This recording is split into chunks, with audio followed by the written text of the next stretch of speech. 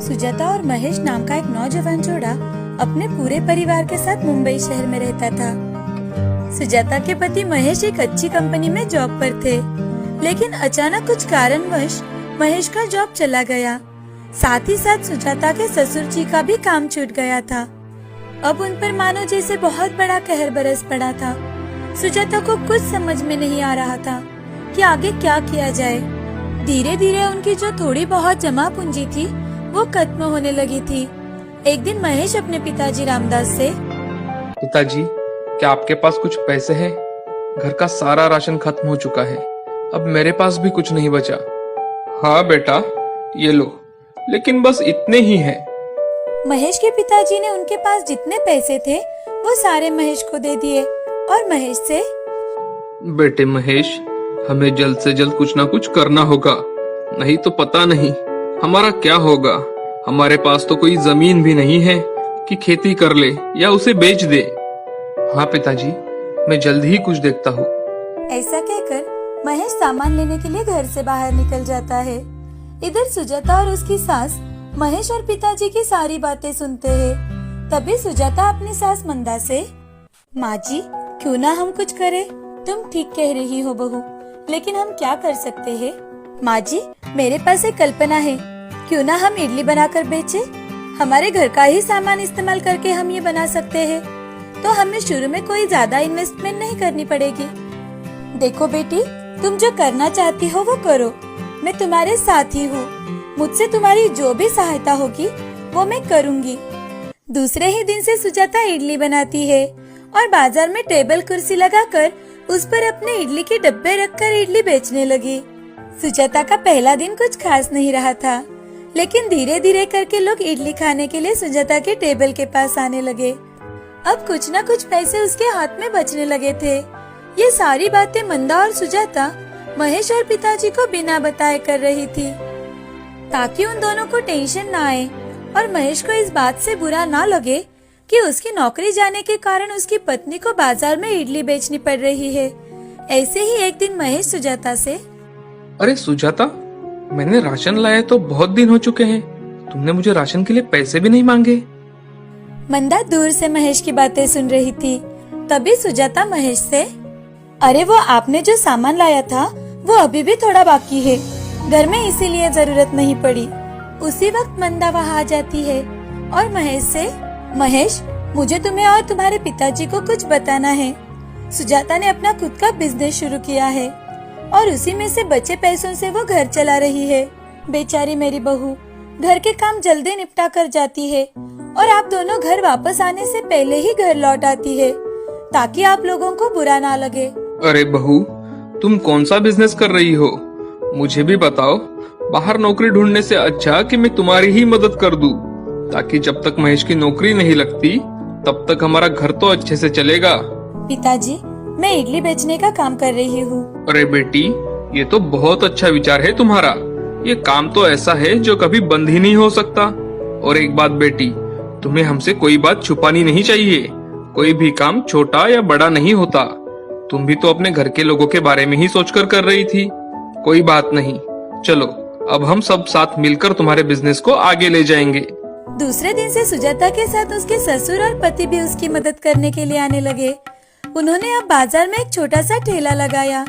ऊपर के सारे काम महेश और उसके पिताजी कर देते थे। सुजाता अब इडली के साथ गर्मा गर्म डोसा भी बना कर देती थी। सुजाता के हाथों का सांभर लोगों को बहुत ही पसंद आने लगा और उसने बनाई हुई चटनी लोगों को तो और भी ज्यादा पसंद आती थी। एक ग्राहक उनके ठेले पर आता है और महेश से, अरे भाई, डोसा अच्छा तो है ना? साहब, आप एक बार खाकर तो देखिए, अच्छा ना लगे तो आप पैसे मत दीजिए। उस ग्राहक को महेश एक मसाला डोसा देता है। थोड़ी ही देर में वो ग्राहक, वाह वाह, मजा आ गया। बहुत अच्छा है बेटी तुम्हारे हाथ का डोसा। बहुत दिन हो गए मुझे ऐसा स्वादिष्ट डोसा खाए हुए। मुझे एक और मसाला डोसा देना। अगर किसी को होम डिलीवरी चाहिए तो वो भी मिलेगी सर। अरे वाह, ये तो और भी बहुत बढ़िया है। देखो बेटे, यहाँ नजदीक ही मेरी एक कंपनी है। कल से तुम रोज मेरे यहाँ इडली सांबार और डोसा मेरे सारे वर्कर्स के लिए सुबह लेकर आना। ये लो मेरा कार्ड, और हाँ, ये एडवांस रख लो।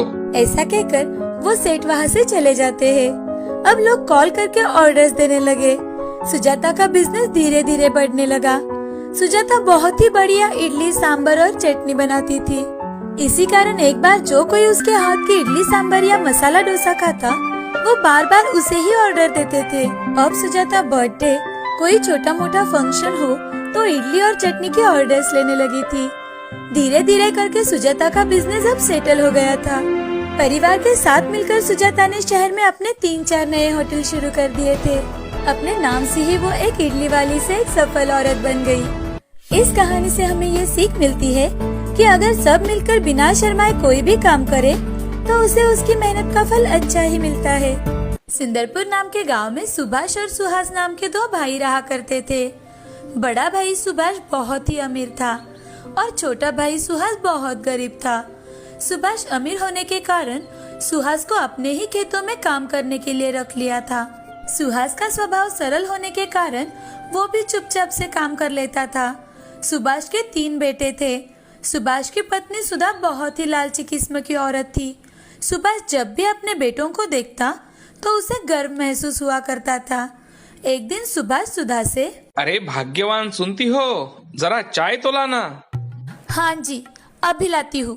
मैं अकेली घर का सारा काम करती हूँ, उसमें मैं थक जाती हूँ।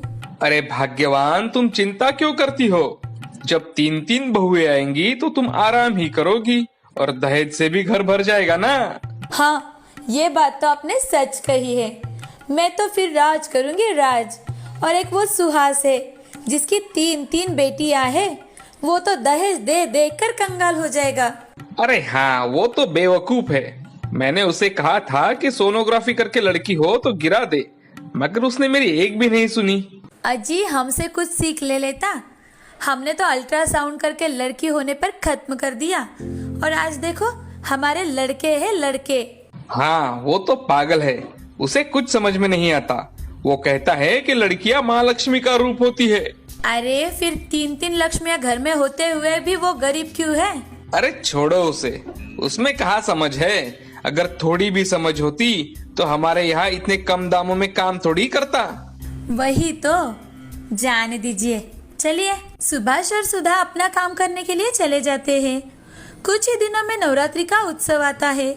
सुहास के यहाँ हमेशा की तरह नवरात्र में माँ दुर्गा की स्थापना हुई और सुहास की पत्नी सरिता ने भी हमेशा की तरह पूरा व्रत रखा। सरिता सुहास से, आज बाजार से आते समय पूजा का सारा सामान लेकर आइए और बाजार से कुछ फल भी लाना, घर में कुछ भी नहीं है। अरे सरिता, मेरे पास तो कुछ भी पैसे नहीं है। रुको, मैं काम करता हूँ, भैया से कुछ पैसे उधार लेकर उससे सामान खरीदता हूँ। जैसे आपको ठीक लगे।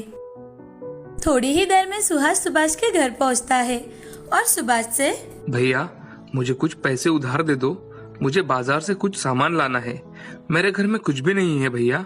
अरे भाई, यहाँ भी क्या है, चलो पहले खेतों में चावल की फसल काट आते हैं, बाद में पैसे ले लेना। ठीक है भैया, चलो।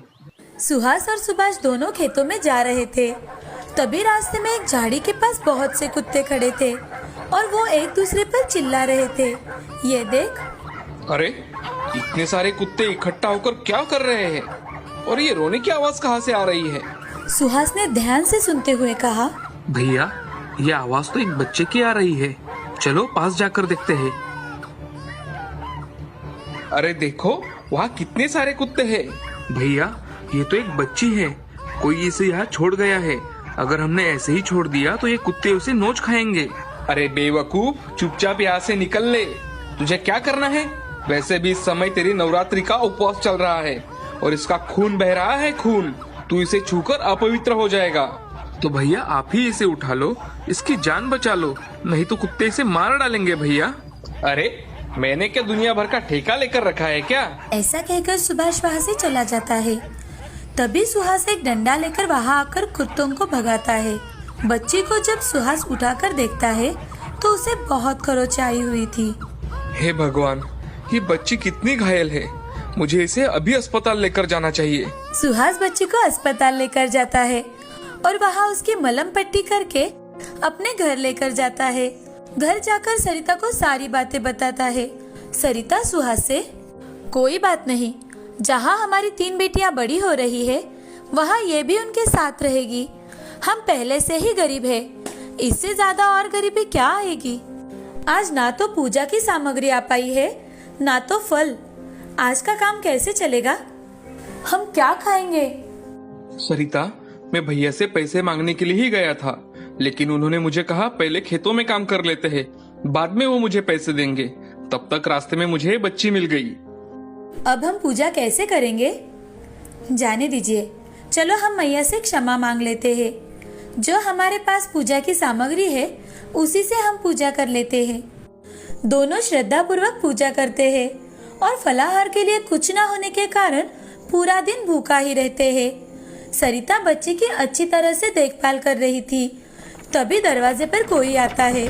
सुहास दरवाजा खोलकर देखता है तो उसे एक आदमी हाथ में फल लिए हुए दिखाई देता है। तभी सुहास उस आदमी से, आप कौन हैं? जी, आपके लिए फल लेकर आया हूँ। जी, लेकिन मैंने तो कोई फल नहीं मंगवाए थे। जी, हमें तो आपके यहाँ फल देने का ऑर्डर आया है, ये लीजिए। लेकिन मैंने इन फलों के पैसे भी नहीं दिए। अरे भाई साहब, मुझे इन फलों के पैसे मिल चुके हैं। ऐसा कहकर फल वाला उस पेमेंट का मैसेज दिखाता है। सुहास के हाथों में फलों की बैग रखकर वहाँ से चला जाता है। थोड़ी ही देर बाद दुकानदार पूजा की सामग्री लेकर आता है और पूजा की सामग्री देकर चला जाता है। सुहास और सरिता को कुछ समझ में नहीं आ रहा था कि यह सब क्या हो रहा है। दोनों एक दूसरे की ओर अचरज से देख रहे थे। तभी सरिता सुहास से, ये सब क्या हो रहा है और कौन कर रहा है? सरिता, मुझे भी नहीं पता कि ये सब कौन कर रहा है। मुझे तो लगता है ये सब मैया की कृपा है। सरिता और सुहास दोनों भी पूजा की सामग्री से विधि विधान से पूजा करते हैं। दूसरी ओर सुभाष के घर कोई पूजा नहीं थी। सुभाष कभी भी देवी मैया की पूजा नहीं करता था। उसके यहाँ रात में सभी लोग सो रहे थे। तभी घर में शॉर्ट सर्किट की वजह से आग लग जाती है। आग लग जाने की वजह से सारा घर धू धू करके जलने लगता है। बड़ी ही मुश्किलों के साथ सुभाष और उसके घर वाले अपनी जान बचा लेते हैं। अब सुभाष के पास कुछ भी नहीं बचा था। वो पूरी तरह से कंगाल बन चुका था। सुभाष अपना माथा पीटते हुए, हे भगवान, मैंने कौन से बुरे कर्म किए थे जिसकी तू मुझे ये सजा दे रहा है? इस समय हम कहाँ जाएंगे? चलो, मैं सुहास के घर ही चला जाता हूँ। सुहास सबकी मदद कर देता है। ऐसा सोचकर सुभाष सुहास के घर चला जाता है। सुहास के घर जाकर उसकी खुशहाली देख सुभाष बहुत चकित हो जाता है। लेकिन खुद की व्यथा बताते हुए सुभाष अपने परिवार के साथ सुहास के घर रहने लगता है। सुभाष मन में, अरे, ये सुहास इतना खुशहाल कैसे हो गया? मैं तो इन सब का पता लगा कर ही रहूंगा। सुभाष सोने का नाटक करने लगता है। रात होते ही सुभाष उठकर देखता है कि छोटी सी बच्ची बड़ी हो रही है और विशालकाय देवी का रूप धारण कर लेती है, जिसके 8 हाथ होते हैं। सुभाष देखता है कि वो अपना हाथ आशीर्वाद की मुद्रा में उठाती है तो घर में नोटों के बंडल आ जाते हैं, और दूसरा हाथ आशीर्वाद के लिए उठाती है तो अलमारी कपड़ों से भर जाती है। ये देख सुभाष हक्का बक्का हो जाता है। वो डर के मारे चुपचाप अपने कमरे में जाकर सो जाता है। सुहास अगले दिन जब उठता है तो दंग रह जाता है। ये क्या? घर में तो सारी खाने की सामग्री भरी हुई है और अलमारी में सबके लिए कपड़े भी हैं। ये सब देवी मैया की कृपा है। जय हो देवी मैया की। सुहास अपना काम करने लगता है। सुभाष रोज रात के समय देखता है कि बच्ची एक देवी का रूप धारण कर लेती है और कुछ न कुछ करती रहती है। थोड़े ही दिनों में सुहास अमीर बन जाता है। सुहास और सरिता बच्ची की बहुत सेवा करते हैं। एक दिन सुभाष छोटी बच्ची से, हे देवी मैया, मैंने आपको पहचान लिया है, मुझे माफ कर दीजिए और मुझे भी आपका थोड़ा आशीर्वाद दे दो मैया। तभी छोटी सी बच्ची देवी के रूप में बदल जाती है और देवी मैया सुभाष से, सुभाष, तुम्हारे अंदर इंसानियत नहीं है। तुम कन्या भ्रूण जैसे शर्मिंदा काम करते हो। नवरात्रि में कन्याओं का कन्या भोज कराने का नाटक करते हो। सुहास ऐसा नहीं है। उसकी 3 लड़कियां हैं, फिर भी उसने एक अनाथ बच्ची को उठाया और उसे अपने घर लेकर आया। उसकी अच्छी तरह से देखभाल की, उसका पालन पोषण किया। उसी का फल सुहास को मिल रहा है। तुम यहाँ से चले जाओ। तुम्हारा जला हुआ घर पहले जैसा हो गया है। तुम्हें सुहास जैसा कुछ भी प्राप्त नहीं होगा। सबसे पहले अपने अंदर दया भाव उत्पन्न करो और लोगों में संदेश फैलाओ कि कन्याओं का वध ना करे, उनकी हत्या ना करे। नवरात्र में उनकी सच्ची पूजा यही है। मैं ऐसा ही करूंगा देवी मैया।